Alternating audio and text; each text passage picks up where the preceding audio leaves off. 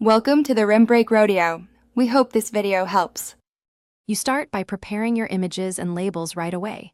Label bounding boxes in COCO or VOC format so your model reads them. Once done, split data into train, validation, and test sets. Aim for roughly 80/10/10 and keep class balance.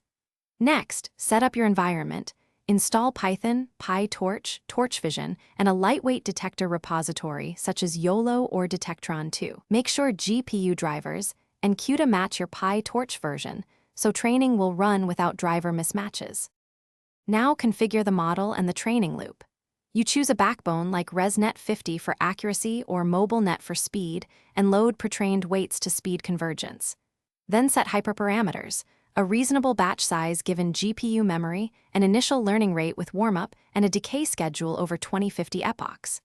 Implement data augmentation, flip, scale, color jitter to increase robustness.